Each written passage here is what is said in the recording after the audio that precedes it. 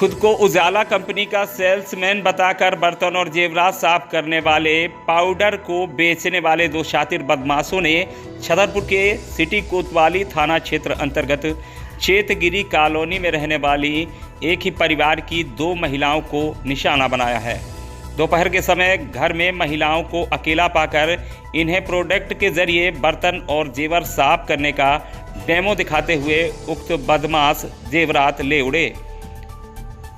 पठापुर road के चेतगिरी colony में रहने वाली दो महिलाओं अंजलि समारी और ज्योति समारी ने छतरपुर सिटी कोतवाली पुलिस को बताया कि दोपहर के समय जब वे घर में अकेली थीं तभी दो सेल्समैन की तरह दिखने वाले युवक घर आए।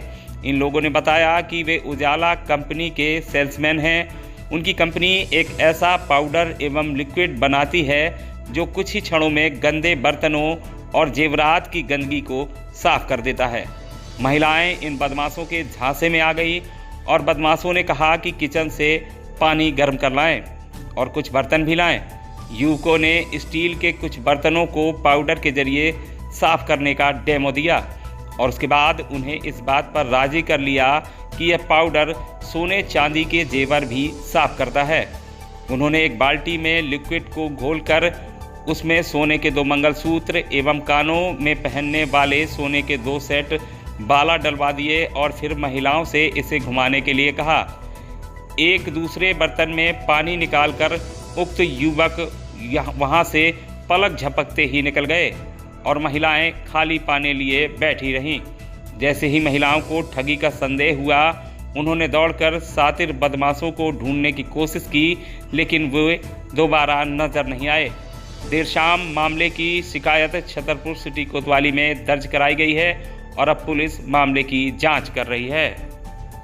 दो लोग थे, दोनों लोग उजाला कंपनी की तरफ से आए थे कि ये सामान साफ़ करने के बहाने से आए थे कि वो बोले कि हम लोग उजाला कंपनी की तरफ से आए हैं और ये सामान साफ़ कर रहे हैं और हम सिर्फ एडवर्टाइज कर रहे हैं, अभी आपको सामान नहीं देंगे, आपका कुछ नहीं इससे जाता है, आप एक बार साफ़ करके देख लीजिए। तो हमने गेट भी नहीं खोले, गेट बंद किए कि मतलब पहले पायल और उसने तांबे के बर्तन दिखाए साफ़ करके।